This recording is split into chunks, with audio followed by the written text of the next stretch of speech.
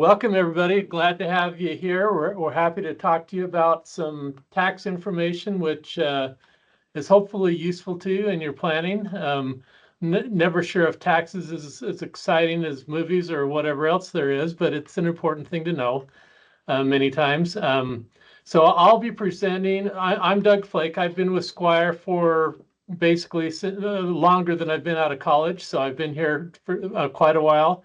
I'll be presenting on business stuff, and then we have Gavin, who's a manager in our office and has a lot of experience. He'll be talking about the individual tax provisions. We have Jace Wilco, who's making sure we do everything as we should and not messing up too badly on the technical part of that. So, but anyway, looking forward to talking to you about this. So I'll get started talking about the Business Tax Act. This tax act, one of the big reasons why this tax act was pressing and was done. Well, there's a lot of reasons. I mean, you get into politics and it goes a lot of directions, but one of the reasons was that a lot of the provisions that were put in the Tax Cuts and Jobs Act clear back in 2018. This was in Donald Trump's first presidency. So clear back in 2018, there were a lot of provisions put into place that were fairly favorable, but because of budget restrictions, they started having some of the benefits phase out after a few years, really starting in 2022. We had some of the benefits phase out in 2020, starting in 2022, and then there was never a time when they could get those put in place. And so one of the Trump administration priorities in 2025 was to restore those provisions. And they did that, and there was a lot of new things they added as well. So there were a lot of campaign proposals made and things like that we'll cover. But so I'll talk about the business acts and how that'll affect your business.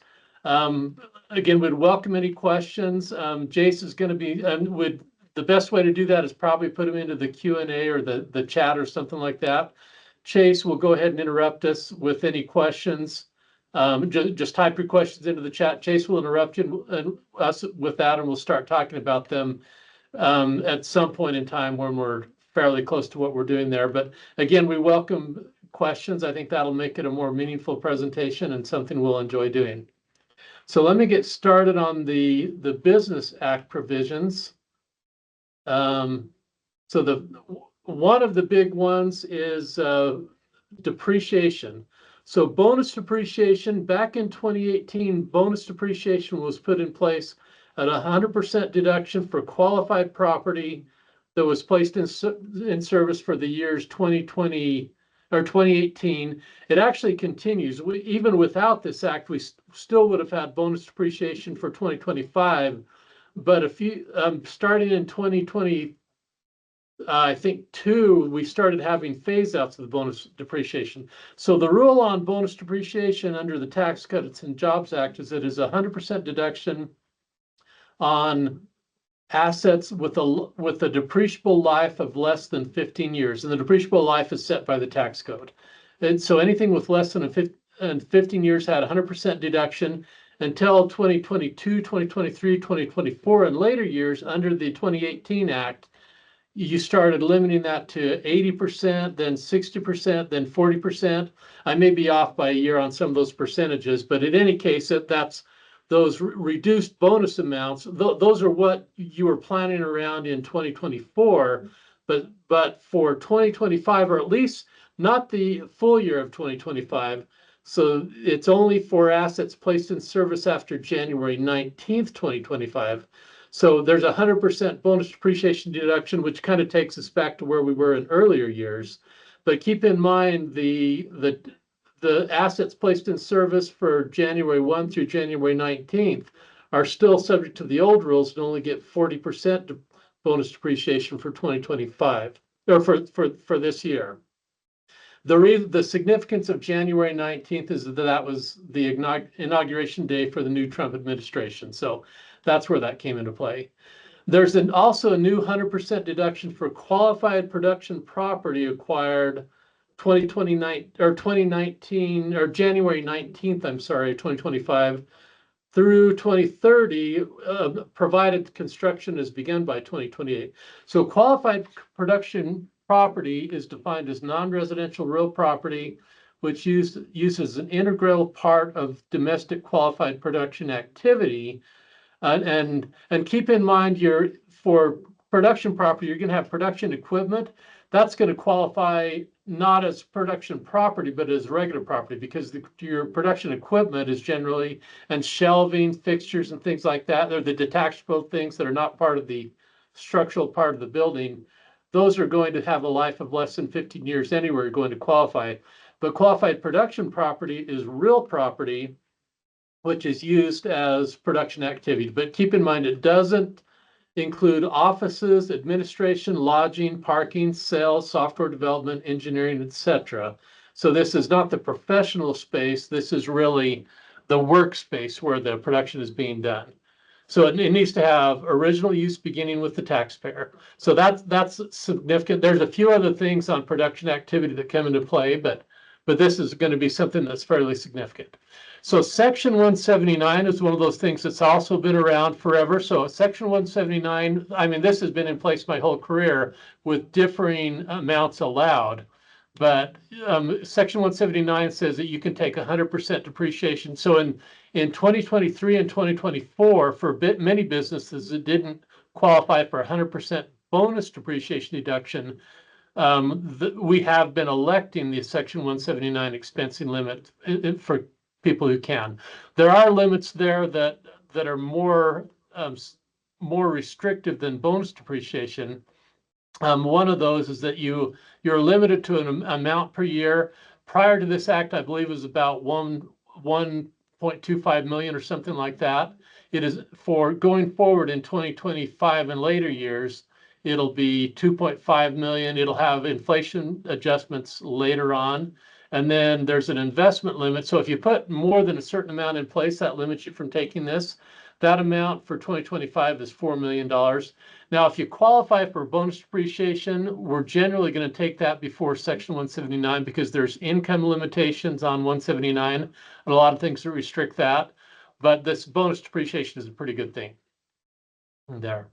Research and experimental expenditures. This is a change that, so back in 2018, well, really the history of research and experimental expenditures, you've always been able to deduct that. For my entire career until 2022, research expenses qualified as a deductible item. That's money spent on salaries for professionals or other staff that are going through a process of experimentation where the end result is not really known. And keep in mind that these are available for research credit, and that credit has always been in place. It's a pretty powerful thing. There's federal and state credits available, but the expenditure, the discussion we're having here is whether these amounts are deductible or not.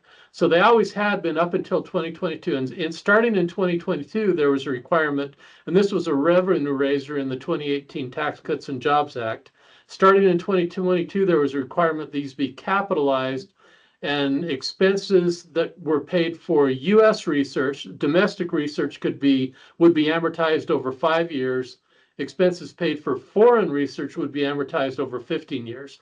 So the change in the 2025 Act, I'm sorry, yeah, in the 2025 OBBB Act, the big beautiful bill, is that domestic research and expenses are deductible for years after 2024. So 2025 and later, they're fully deductible like they had been for every year prior to 2022. Foreign expenses still have to be capitalized and amortized over 15 years.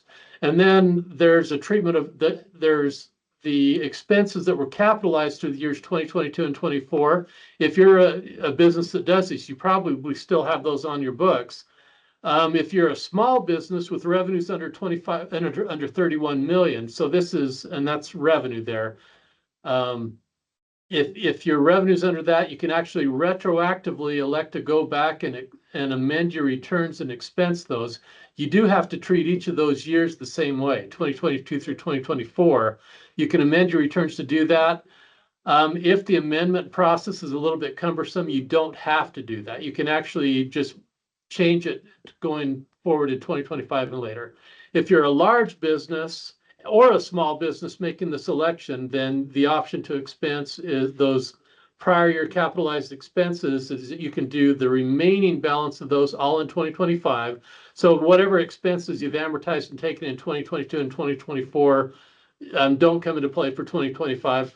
Or alternatively, you can take that 50% each in 2025 and 2026. Another option that has always been available is you could just continue doing it over the original 5-year amortization, but I think most businesses are likely to want to do the expensing in 2025 or split it between 2025 and 26. And there's a lot that goes into that. But I think the question that you'll want to look at in deciding that is which years that are available to elect between are we able to get a deduction at a higher effective tax rate. So that's something you can talk about in planning.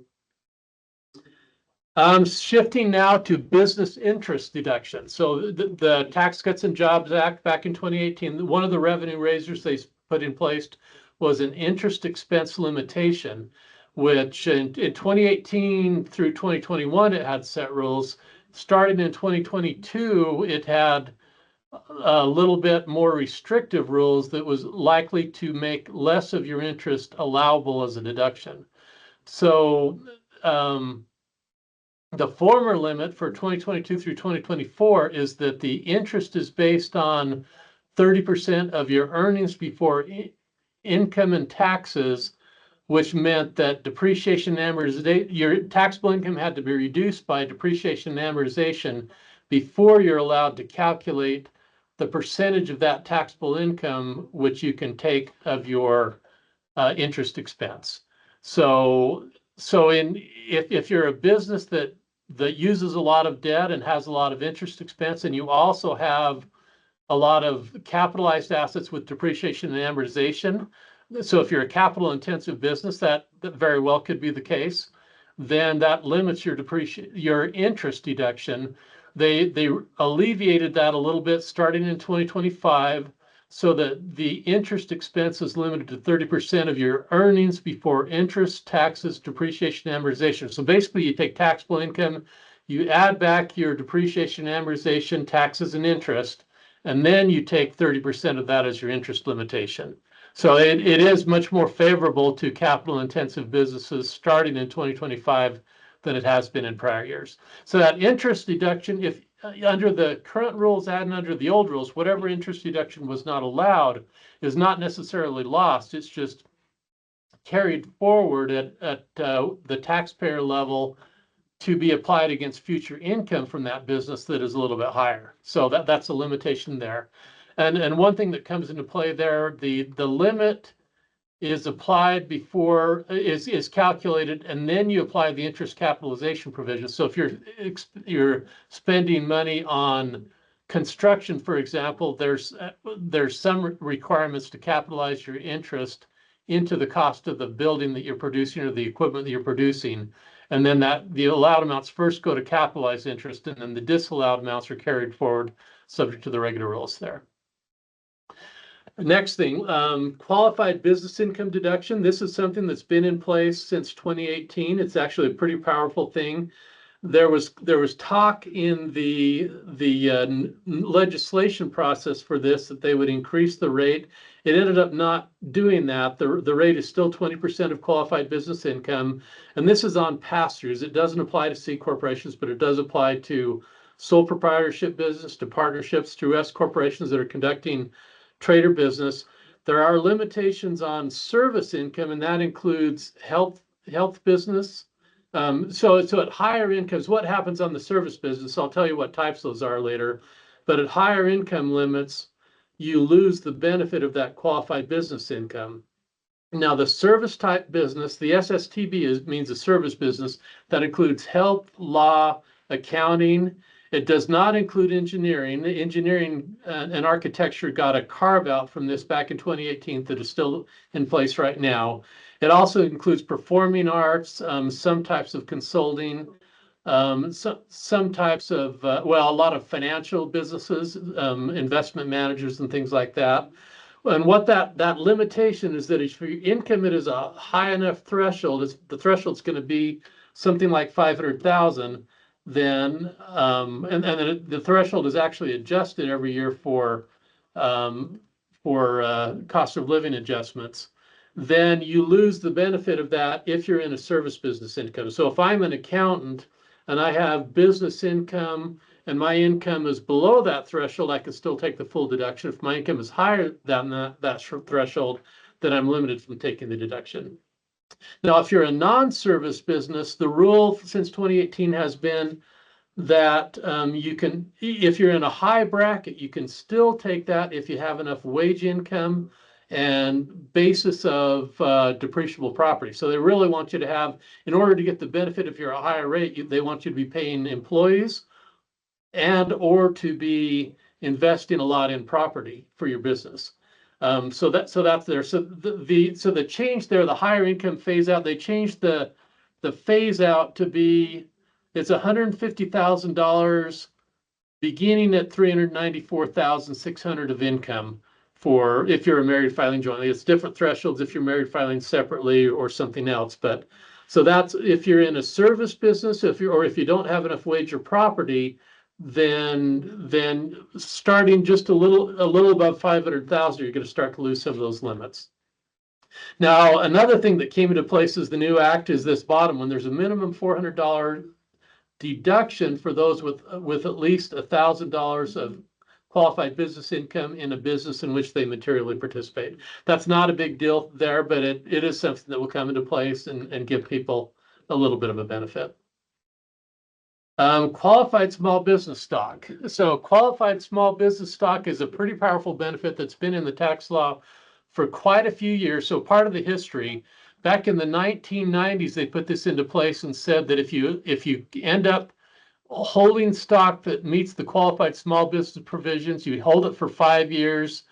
Then starting in 1990, for stock acquired in the 90s, you got a 50% exclusion. That kind of changed over the years. And then starting in 2010, you ended up getting a 100% deduction for stock acquired after a certain date in 2010 that meets the qualified small business stock rules. These are pretty powerful. So one of the requirements for qualified small business stock is that it has to be stock held in a C corporation. So stock in an S corporation or partnership doesn't qualify. You've got to be structured as a C corporation. The stock has to have been issued to you at a certain date there to qualify for the provision, but also at the same time, the business that is issuing you those stock to you, that C corp that is issuing stock to you, has to have aggregate gross assets. So the historical rule was the assets had to be less than $50 million. So fairly large threshold. A lot of businesses would qualify until they really get beyond startup stage there. The change here now in the 22 Act, it kept all of the prior provisions and it actually added some additional provisions. So for stock that's acquired after July 4th, 2025, and July 4th, by the way, was the date of enactment of this act, the day it was signed into law. If you've held that now for 3 years, which was short of the old requirement, then you get a 50% exclusion. If you hold that stock for 4 years, and again, it was acquired after July 24th, so this would be something in 2028 or later, 2029 or later, or 2030 or later. 4 years, you get a 75% exclusion. 5 years, you get 100% exclusion. The limit here, so the per issuer dollar limitation, what this means is that the stockholder can only exclude a certain amount on the stock. The old rule was 10 million per person. There are some basis qualifications there as well, but that 10 million limit is now replaced for stock acquired after July 4th, 2025 to 15 million. And then the aggregate gross assets test, which is something that makes a corporation a qualified small business that can issue QSBS. It's now 75 million rather than the old 50 million. So that's more favorable. That's a positive thing. A few other things, qualified opportunity zones. These are kept in place now. They're now it's now a permanent part of the law, meaning that it's permanent as as tax law in general is permanent, I guess is a clarifying thing to say there. The law could always be changed. There is tightened eligibility. So the qualified opportunity zone, just to give some background, this has been in place since 2018. It's actually a very favorable way for clients with capital gains from investment property to shelter gains on those. So if you sell land or stock and you've got a big gain, and then within 180 days, you can reinvest into a qualified opportunity zone business or a qualified opportunity fund and defer the tax on that. That's been a pretty powerful requirement. It's even better than 1031 exchange in some ways, because 1031 exchange, you can't touch the funds. With this, you can actually sell your stock, get a capital gain, hold the cash, and as long as within 180 days you reinvest into qualified opportunity zone property. The caution with that always has been that a qualified opportunity zone by definition is in distressed property or in a distressed area. So you have to be cautious with that. And then making sure you're getting a good buy-in price, because sometimes tax advantaged investments have the buy-in price inflated a little bit, so it makes it a little less advantageous. So you really want to look at those things there. There is tightened eligibility requirements for zones, and that's done at the state level. The state designates which properties or which areas are qualified opportunity zones. In Utah County, there's some areas in Salt Lake County, it's some of the downtown or the freeway areas there. A lot of rural Utah qualifies. In Utah County, I think there's a few areas. I know some of them are in like the industrial areas south of Provo there, but there's a few others there. So there's a rolling 10-year opportunity zone designation. You get a gain deferral for 5 years. There's with a 10% basis step up of your invested amount after 5 years. If you're in a qualified rural area, that's 30%. And then if you have at least 10% of investment in a qualified opportunity zone, you can get tax-free growth on that for up to 30 years after investment. It is a complex provision, but it can be very favorable if that comes into play. There's a few notes to make on qualified opportunity zone investments that have been made prior to 2026, so things up to now.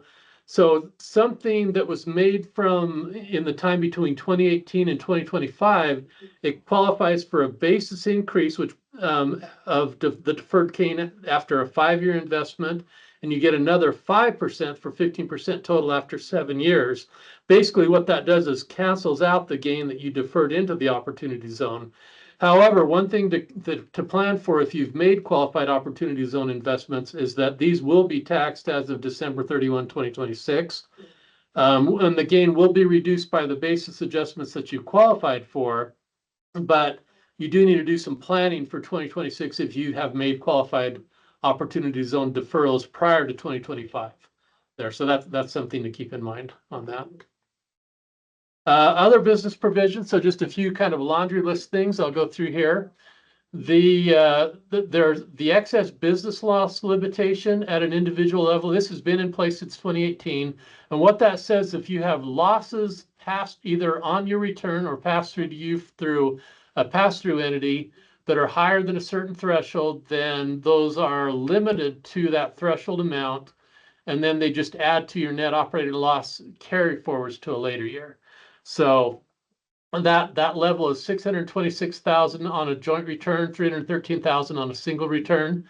We've been dealing with these since 2018, but they now will have this in place going forward there. There are increased credits for employer provided childcare. There are thresholds for 1099 reporting. There's now a $2,000 threshold for 1099 miscellaneous, and it should be 1099 NEC, non-employee compensation. That's a typo I put in place. It says that NEW, so apologize for that. So we do have higher limits there. 1099Ks are reporting credit card transactions. So those are done to you for credit card issuers. And the threshold now is $20,000 or 200 transactions there. There are several energy credits that were expiring. These were not favored in the new tax bill. So many of these energy credits are going to go away if they haven't already. So one of the things to keep in mind there. There are partnership disguise sale rules, which we have had in place for really, I believe, all of my career. There were some regulatory changes that were taking place, not at the Congress level, but the administrative level. But they did put in place in this law that the disguise sale rules still apply there. So that's coming into place. Another thing there, so corporate charitable contributions, and keep in mind, this is only C Corp charitable contributions. There are other limits for S Corp LLC or other pass-through things that go to individual owners, and Gavin's going to talk about those. But for corporate charitable contributions, the limits after 2025 are for amounts. You can't take a deduction for the first 1% of taxable income. So if you have a C corporation with 100,000 of taxable income, the first $1,000 in charitable contributions are a non-deductible expense. And then you have that 10% limitation. You've always, that 10% limitation has always been in place through my whole career for C corporations, but any amounts in excess of that can be carried forward up to 5 years. And then there's also an employer tax tip credit that it's expanded to service industries, including salons, that goes beyond restaurants. So that's all I have on the business things there. Sorry, thank you. Sorry, I had the wrong, you fixed me. I was going to the different screen there, Jace. So that's all I have. If there's any questions, happy to talk about those, or we can start with Gavin and he can move into place on the individual deductions, which may be more relevant for a lot of people depending on where you're coming into place. Yeah, it doesn't look like we have any questions so far. So Gavin, Okay, if you're ready to go. Yep, ready to go. Thanks, Doug. Really appreciate it. So yeah, let's talk about the individual provisions of the one big beautiful bill that I'll refer to as the beautiful bill here as we go through this information. And kind of as Doug mentioned, there was a lot of stuff in tax reform with the Tax Cuts and Jobs Act of 2017 that was kind of set to expire at the end of 2025.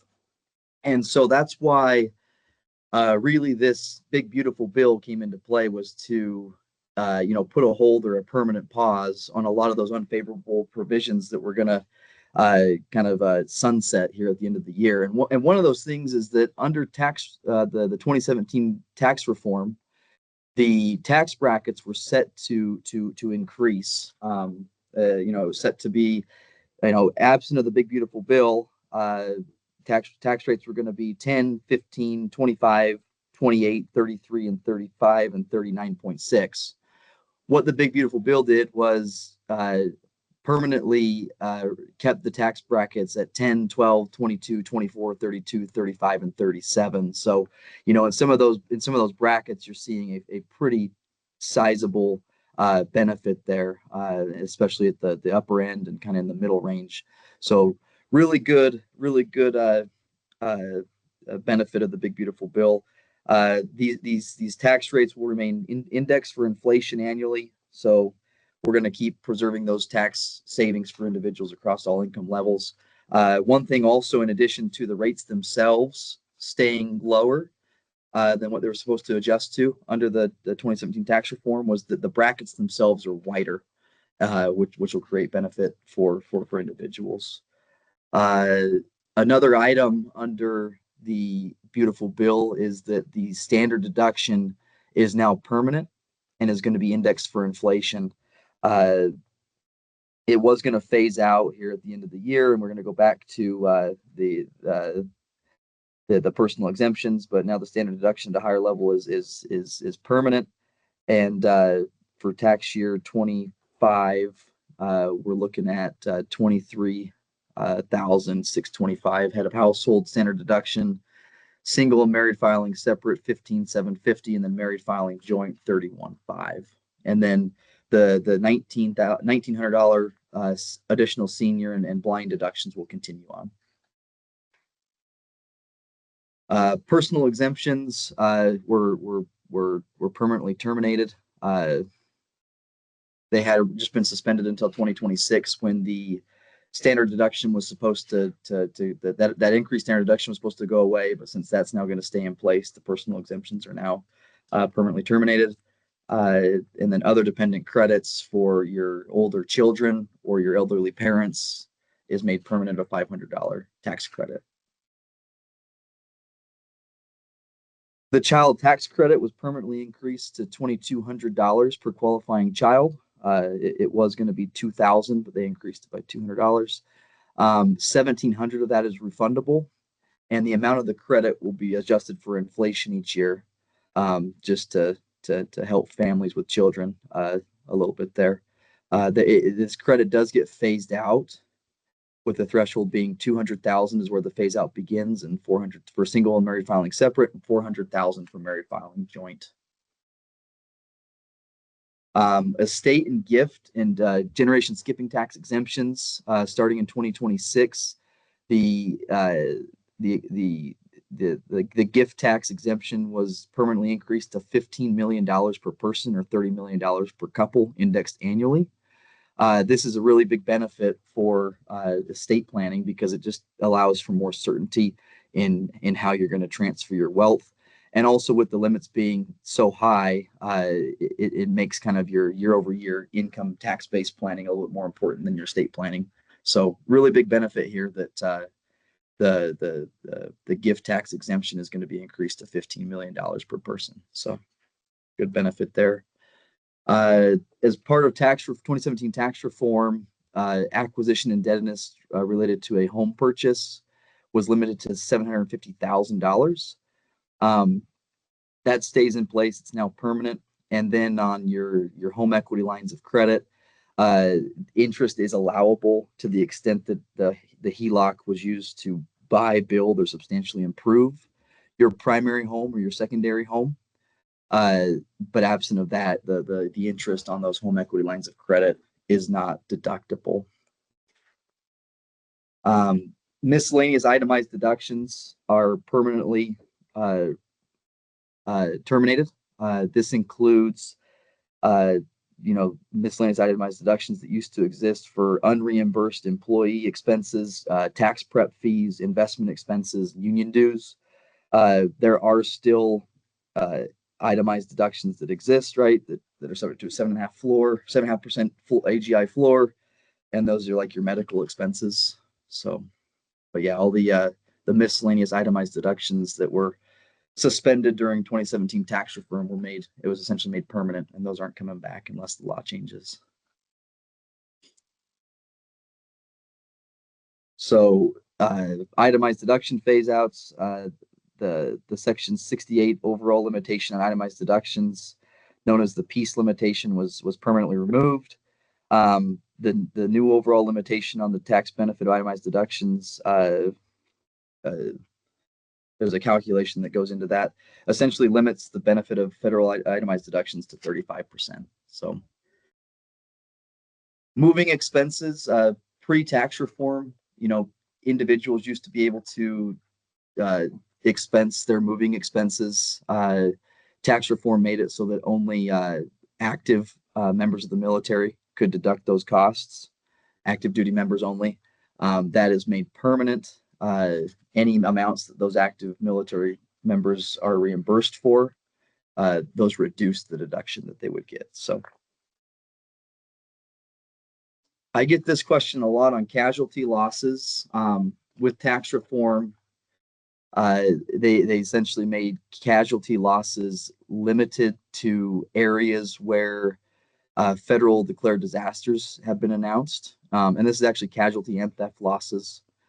So it's got to occur in an area that's been declared a federal disaster area, and that was made permanent under the beautiful bill. So you're only able to deduct casualty and theft losses to the extent that they're in a federally declared disaster area.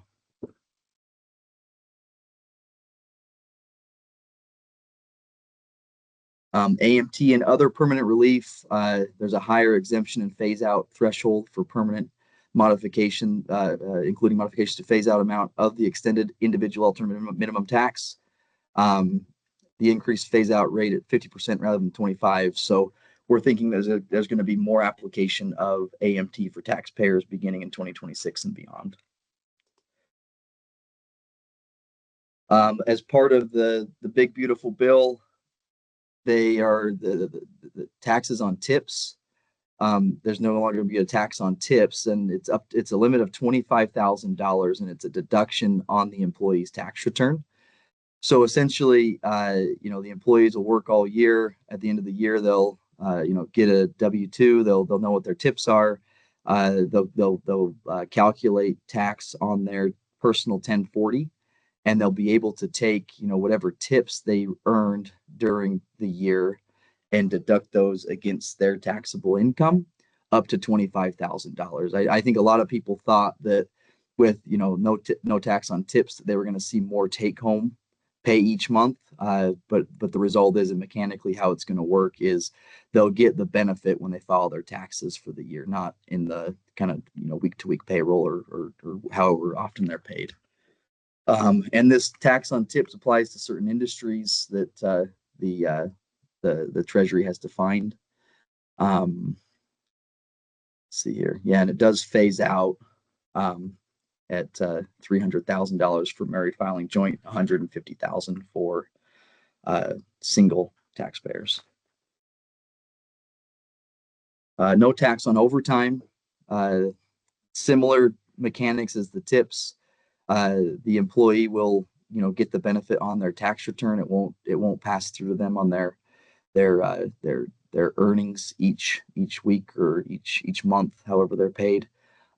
It's important to note here that the deduction is up to $25,000 for married filing joint, but it's calculated just on the overtime amount. So if you're paid time and a half, it would just be the half. It wouldn't be the time. So important nuance there that make sure that people understand is that it's just on the half, not the full time and a half. So same limit, same phase out amounts as the tips. It's going to phase out at 150,000 of AGI or 300,000 of AGI for married filing joint.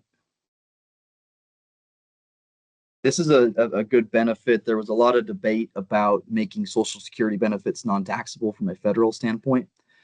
They kind of met at a little less than halfway, in my opinion.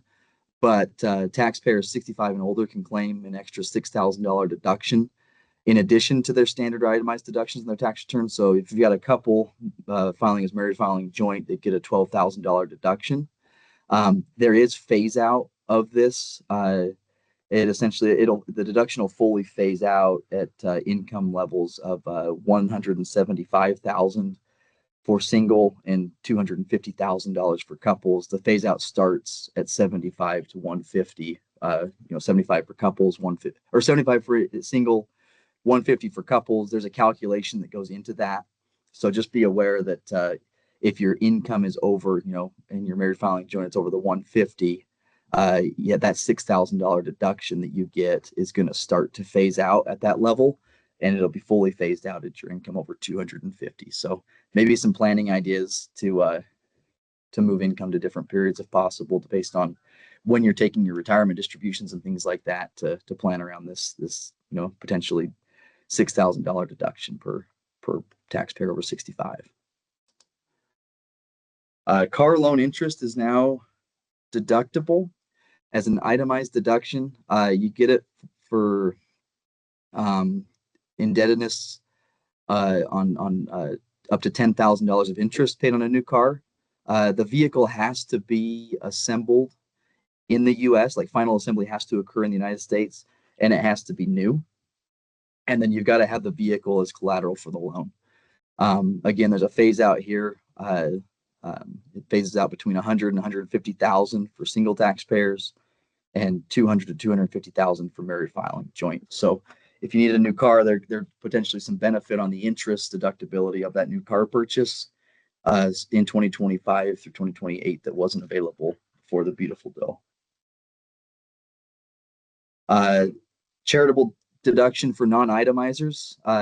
This creates a charitable contribution deduction for people that don't itemize, or just creates a charitable contribution period. It's an above the line deduction for $1,000 for single filers and $2,000 for married filing joint.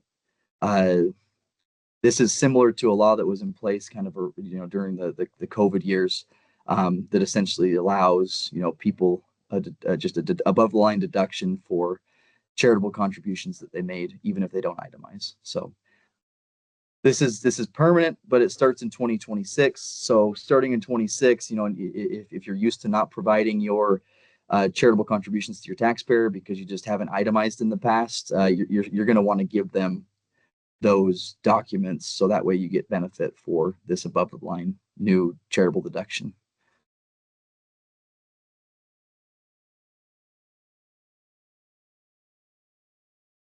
Another change to the deductibility of charitable deductions for taxpayers who itemize is that the deduction now has a floor to it, meaning that you don't get any benefit for any charitable contributions that were made that are under 0.5% of your adjusted gross income. So that could be important for planning. I think they try and make up for that, given that they give you an above the line deduction here for some charitable contribution benefit. But just to be aware of, there is a floor now on your charitable donations where you start getting benefit for those after they exceed 0.5% of your adjusted gross income.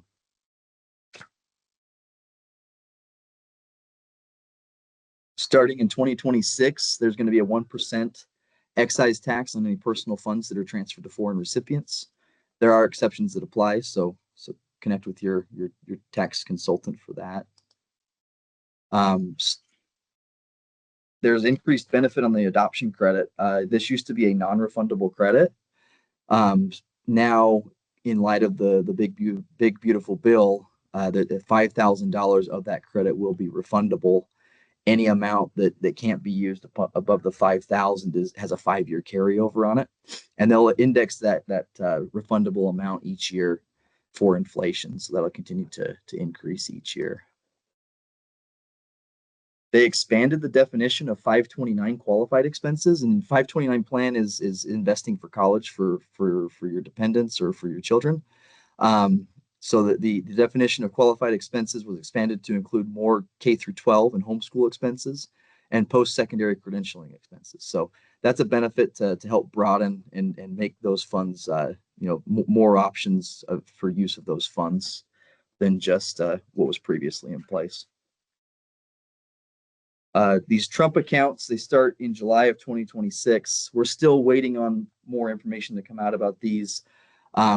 The Trump accounts will be an IRA under Section 408A, but they're not Roth IRAs. They're exclusive for individuals under 18. You can make $5,000 annual contributions before the beneficiary turns 18.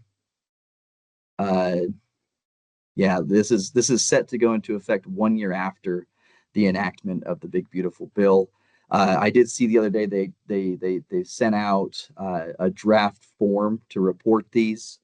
The form is Form 4547, so pretty clever there by the Trump administration to make that Form 4547. More information to come on those Trump accounts. So stay tuned there if you've got a qualifying individual under 18 that we could start those with. This is a pretty big area and has been since the tax reform of 2017. The 2017 tax reform limited deductions for state and local income taxes to $10,000. Anything above $10,000 is non-deductible. Now, the big beautiful bill did increase that to $40,000 for 2025, and then a 1% increase for 27, 28, 29. And then we get to 2030 and the cap would revert back to 10,000. So this has been a pretty unfavorable thing for people that have larger than $10,000 amounts of state and local income taxes. But there have been things that have been done in the past and currently to kind of circumvent that $10,000 limitation. And one of those things is what's called the pass-through entity tax deduction.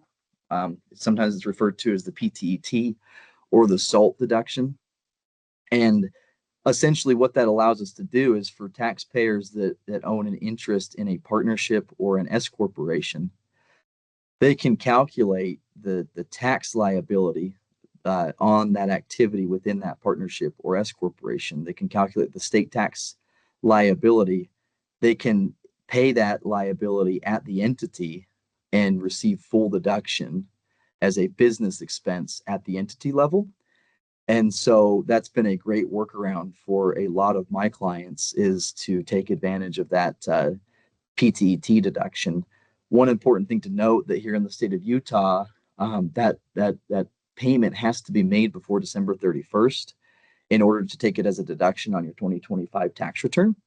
And then another important thing to note is that the carryover of that credit, if you do your taxes and you go through and you overpaid on the PTET, it's non-refundable, so it just stays on account with the state of Utah. And it used to be that it was a 5-year carryover, and once the 5-year carryover passed, it was gone. It's now a 10-year carryover, so gives a lot more flexibility to not have to kind of hit the nail right on the head on the estimate, and it's less worrisome for the taxpayer that something might change between year end and when they actually finalize all of their accounting, that would make it so they've got a big credit on the account with the state that they've got to hurry and use in 5 years. They've now got 10 years to do that, so that's good. But yeah, this is one item that if you haven't met with your CPA and talked about it yet, we've still got a week or two left of the year. This is something that could be a very, very big benefit for you to talk to with your CPA, because like I said, if you don't do it, then you're going to pay the same tax anyways in April, but you're going to be limited to $10,000 of deduction instead of, if it were 75, 80,000, you're going to lose out on deductions if you don't do it before the end of the year. Hey, Gavin, can I make another comment on Yep. the benefit of the PTE deduction? Yep. So they're making, even for somebody whose state and local taxes are going to be less than the $40,000, so they're not going to be limited on the deduction. It's still likely to help you save that for a couple of reasons. One big one is that state and local tax deductions as itemized deductions are an add back for alternative minimum tax. And so you still might owe alt min tax if you do that. And then the other is that by making the PTE payment, you're reducing your above the line income and not the below the line income, and that could make a difference. Right. And additionally, like if you're thinking like, well, I don't itemize anyways, well, that's even more of a benefit because you're getting no deduction anyways. So you may as well pay the taxes at the entity level, and then you get a business deduction for whatever those taxes were, right? So yeah, I mean, I think even if you're under the 10,000, it still needs to be, talked about with your CPA, whether or not it makes sense for you in your situation to take the deduction entity level. And like I said, it's really you're paying it 4 months early, and there's one additional step on how you pay it with the state, but it's just so easy that everybody needs to be looking at this if they own a partnership or an S corporation and they have the ability to make the payment there. It's something that needs to be looked at. So thanks, Doug. So wagering losses. This has been one that has gotten the people in Nevada really upset. It used to be, before the big beautiful bill, that you could deduct your wagering like your gambling losses up to the extent of your gambling winnings. You could deduct those as an itemized deduction. The big beautiful bill has come in and said, well, you can only use 90%. So if you had $100,000 of winnings and $100,000 of losses, there'd be a phantom income of 10,000 that wouldn't have been there pre-big beautiful bill that's now going to be there. So if I had to guess, Nevada's got its constituents up on the Hill trying to figure out how to fix this, because not favorable to the business that is predominant in their state. And that's all I've got. Did we have any questions come up as we were going through those individual provisions? So far there's been nothing, but maybe let's give it just a minute or two here and see if any come in. Yeah. Then we can wrap up. Okay. Well, while we're waiting for questions, I just want to tell everybody thanks for coming in. We're happy to work with you and enjoy the opportunity. I guess the tax planning that every person would want to do is going to depend a lot on their own situation. If you run a business, you're going to want to look at business expenses. Of course, you never want to pay expenses just for the tax deduction, because that only saves you 33 cents of the dollar you spend on that tax deduction. But if you can make some business benefit for that, there's a lot of reason to do that. And then you can also structure your non-business expense in a way that's beneficial for you. Certainly charitable contributions. I mean, there is a tax benefit for charitable contributions, but there's an overriding benefit to benefit the charity as well. So if you have ideas, we as tax planners would love to touch base with you and help you with that. Yeah, and Doug, just while we're waiting to see if any questions come in, with the research and development expenses that were capitalized in previous years, and you're trying to make the decision whether or not to, should I go back and amend tax returns if I'm able to, or should I just carry it forward? Have the conversation with your CPA, because for me, that's all about how can I get cash the quickest, right? So if you're expecting to have years of taxable income in 25, 26, right, it may make more sense just to carry those costs into 25 and 26 and reduce estimated payments and the liability in 25, right? And you're going to get your cash quicker that way.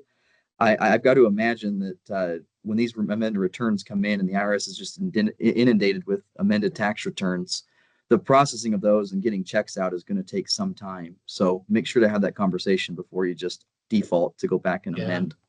And that's particularly the case right now, because this is one of those times when the IRS is starved for funding and starved for personnel, and that's going to have an effect there. Yeah, and they were shut down for a while there too, so they probably got a whole bunch of pent up stuff in the pipeline already. So just a thought to kind of strategize with your CPA.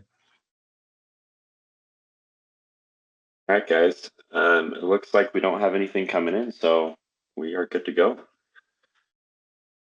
Thank you, everybody, for attending. Yep. Happy holidays, everybody. Thank you.